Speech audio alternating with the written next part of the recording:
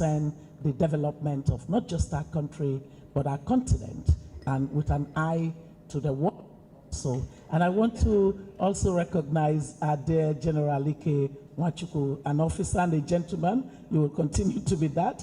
That's how we knew you, and you continue to represent that. And of course, to all the people on this high table, I say thank you for the opportunity of being part of this event. Wale, I want to pay you special tribute for your persistency in gathering us every year. I recall the year that you gathered us to begin that conversation around a third force. I also remember the year you gathered us and you recognized a number of us that had been in the trenches for our democracy. Many of us got beaten on the streets of this same Lagos fighting for democracy. We can never forget the history of how we got to democracy. So I want to say congratulations to all Nigerians that we actually are in a political system that is meant for our political liberty, for participation, anchored on the rule of law, even though it falls way below the standard of what gives democracy its full credentials of being called a full electoral democracy. We still do know that the fact that we can gather and we can have this kind of a conversation is a little indication of the kind of liberty that democracy presents. As a matter of fact, every time that you look at the scores of our continent in global democracy measurements, you find that our continent is still struggling to establish a full democratic credentials. A recent piece of study by the Afrobarometer on the state of democracy on our continent shows that our citizens across the continent, 70% of them believe that democracy is the system of governance, the political system that they most prefer. So clearly, Africans want democracy. Now, they only 44% of Africans say that democracy is supplying them with full democracy. So there's a gap. There's a, we love democracy, and then there is a very sharp decline in terms of people feeling a sense that democracy is actually delivering, supplying them with full democracy. And the number of them that say that they are satisfied with democracy in their countries, the average percentage was even lower than 44, about 42%. That tells us that the journey to having democracy properly so-called, the kind of democracy that is anchored on the rule of law, that rule of law, the idea of constitutionalism in the democratic process is the reason I absolutely adore you, Uncle Emeka, because we must not practice democracy in the breach. Evidence abound that where democracy has been fully practiced as democracy, that it correlates to economic freedom. Political freedom in its fullness, in a full democracy, correlates to economic freedom. Economic freedom correlates to innovation and enterprise and the productivity of each individual in society. The biggest problem of our continent, and especially our country, is the productivity problem. That productivity problem is the reason that we make little progress in terms of our economic well-being, and then we relapse into a complete collapse of progress that may be fledgling, but at least had been made once upon a time.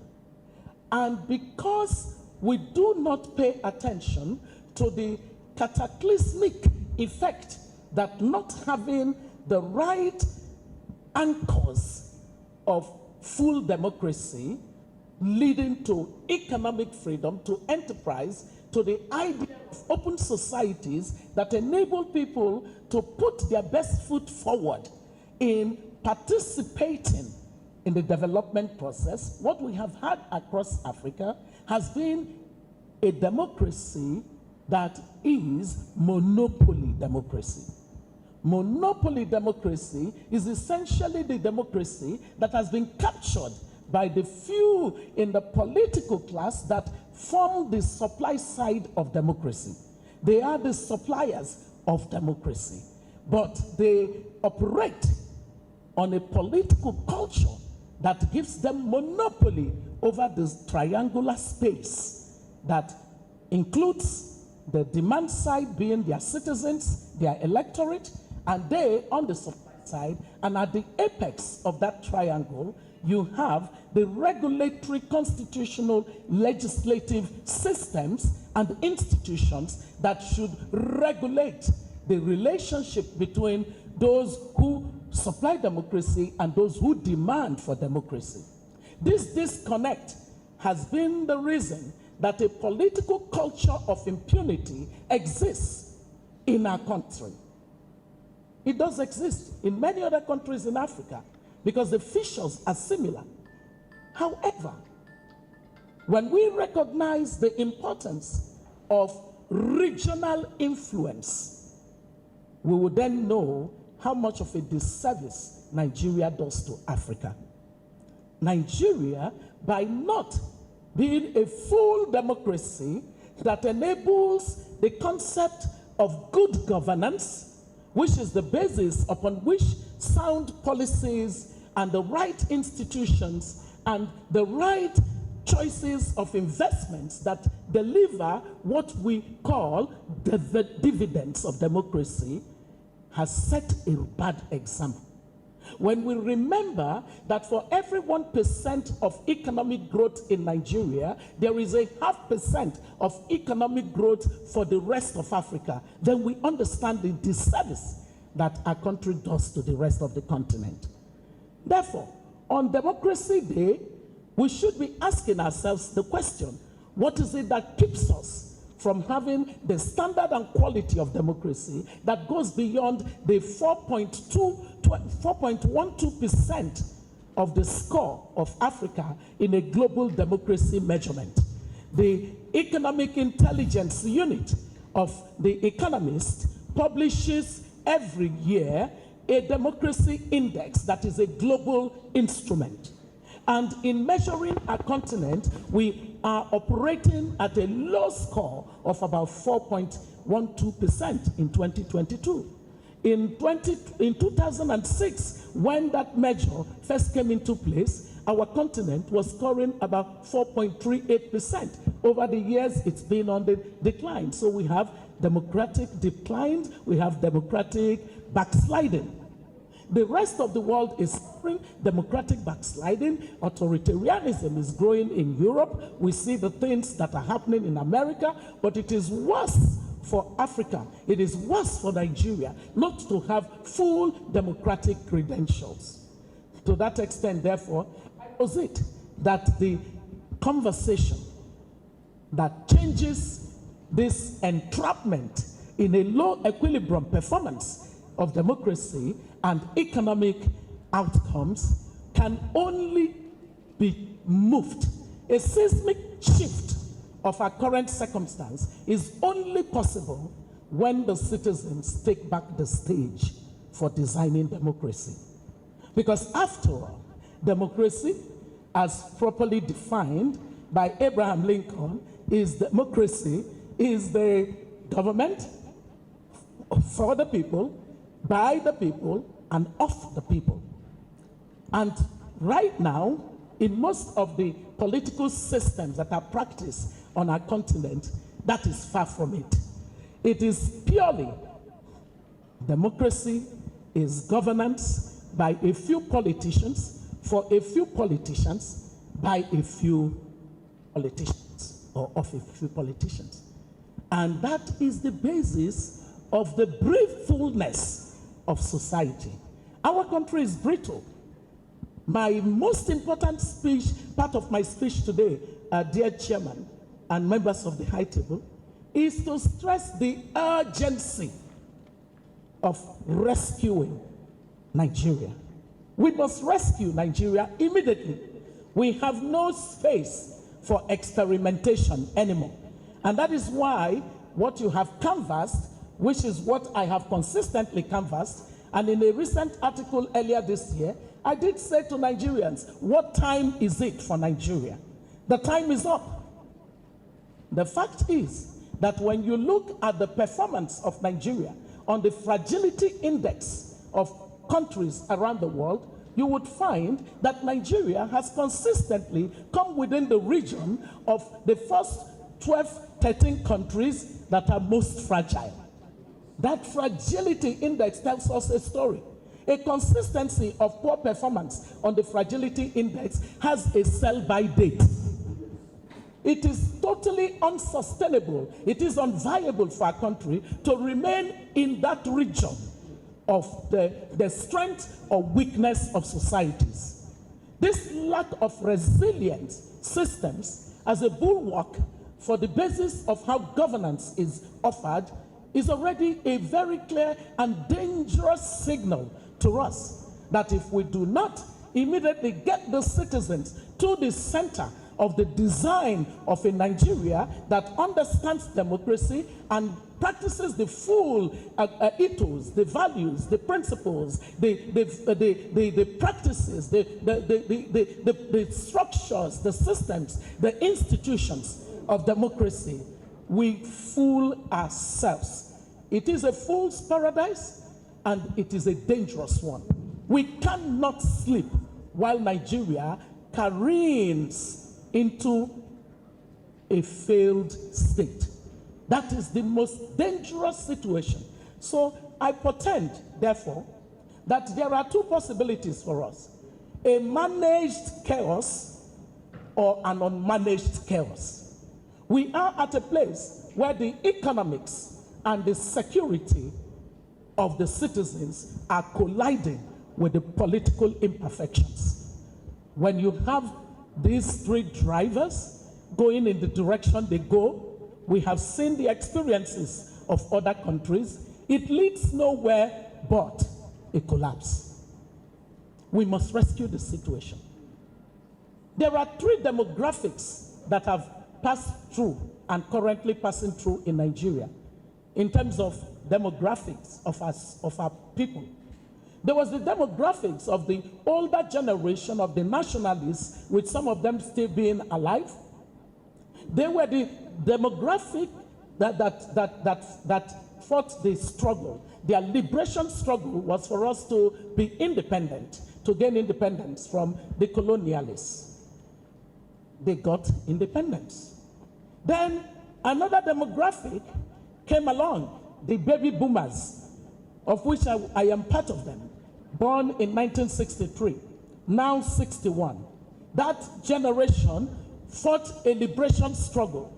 Our liberation struggle was to get ourselves out of what Uncle Emeka rightly described to us in the story of the imprisonment of one who won an election and instead of being sworn in as a president ended up dying for democracy.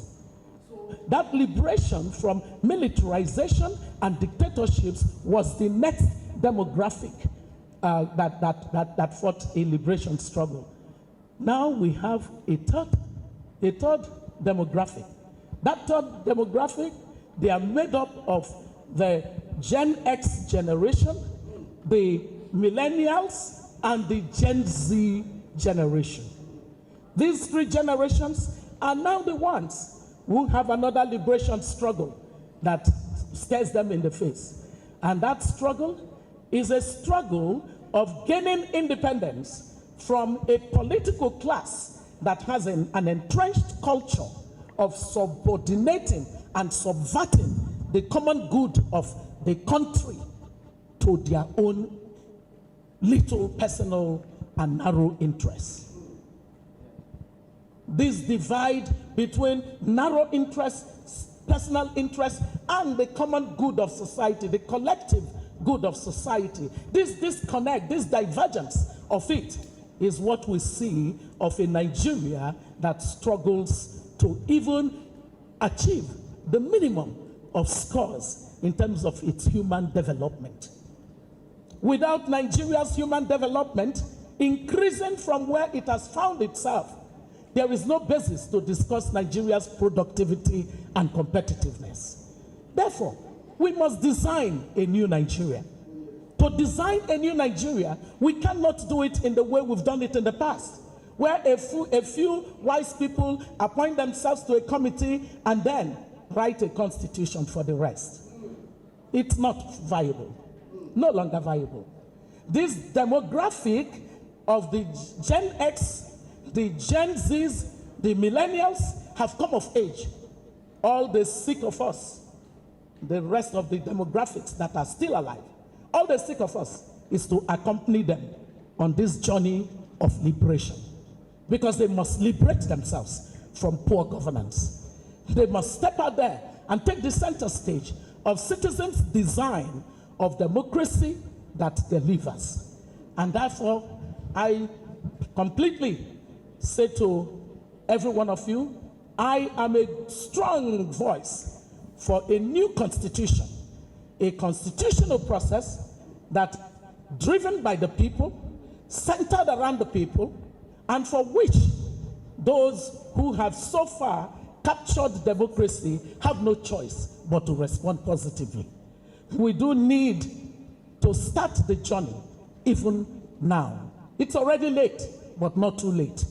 We can still have a Nigeria where the National Assembly understand their true role as the symbol of democracy. Because, frankly, without a National Assembly, you are not a democracy. You can have a judiciary, you can have an executive in any system of government. But it is only in democracy that we have a National Assembly, the parliament of the people. To that extent, therefore, we must understand the import of having our National Assembly stop being irresponsible. There is an irresponsibility on the part of our National Assembly where most of their conversations would always be around their own economic empowerment, with a total neglect of the fact that society for which they have been made public leaders is brittle and in a place of sharp divide and possible collapse. So being responsible would be this to me. The National Assembly must understand that that provision on how to amend the Constitution that it tinkers around with will not deliver a Nigeria that works for us. It cannot. You can't continue to tinker with a faulty Constitution and hope that somehow it will work. It will never work. It will only deliver the suboptimal results that we have so far seen in the performance of Nigeria. So the National Assembly must take its responsibilities serious. It needs to really slow down from all the too much activities pretending to do something that moves the country forward. Slow down and be contemplative. And then to spend time and to actually acknowledge that there have been people in this country, citizens, that have been long suffering. The citizens of Nigeria have had abiding faith and confidence in their public leaders. For how long are you going to drag them out in a state of low equilibrium economic prospects, in a place where the dignity of their human life is now below zero, in a place where their human development possibilities have eroded massively? No, there's a sell-by date for citizens to continue to depend and to hope that its leaders will finally get the sense to do right by them. The National Assembly must understand that the younger generation of Nigerians are tired, exhausted. They really want a Nigeria that works. They are a generation that are interested in seeing governance on the basis of good governance, not just governance. Because of that, therefore, I propose to the National Assembly a one-issue amendment of the current constitution to enable the process that Chief Emeka Anyaoku just laid out. A single-issue amendment that basically says that the new amendment enables that process of an assembly that is with citizens at the center of it, in the credible way of constituting that assembly for the constitutional process, and a provision within that single issue amendment allowing for the for the people of Nigeria to vote for each item that is presented before them. The ownership of a new constitution on this basis will radically transform the way that we live. Why? Because in constitutional processes, a key thing is the spirit of the Constitution. And that key thing about the spirit of the Constitution is that a Constitution enables the people to agree their shared values. What shared values are we running on as a country? If I asked you, what's our shared values? Well, evidence has shown that societies that articulated their shared values, where everybody owned those shared values, have done better than other countries. We discuss our shared values. We discuss our national vision. What vision are we aspiring to? What do we want to see of Nigeria in the next 50 years, in the next 100 years? What kind of picture of Nigeria do we see collectively, regardless of our multi-plurality, as Chief Emeka Anyaoku rightly said? It is, what's our national vision? Do you know anything that is so-called? We don't have it. This process would be what enables us to get there.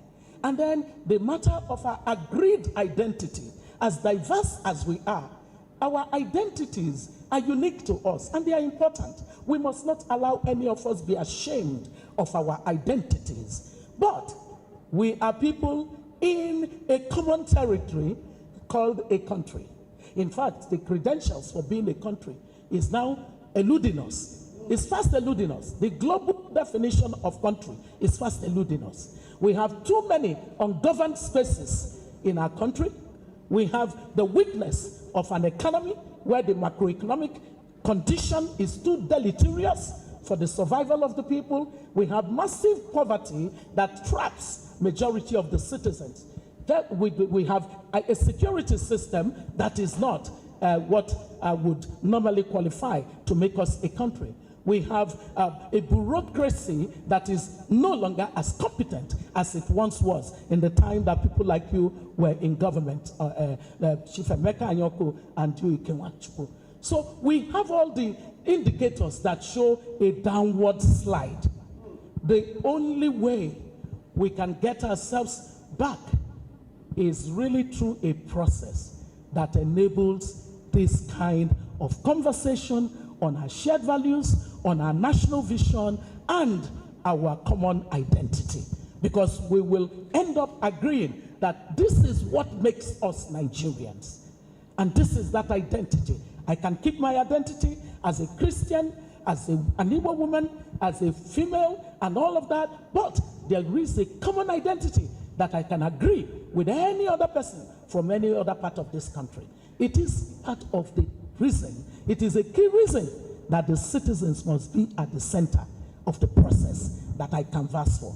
Because you can't continue to pretend that our politicians know better than the people they govern.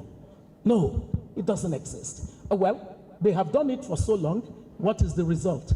The result speaks for itself, that they cannot, on their own, determine what changes our society.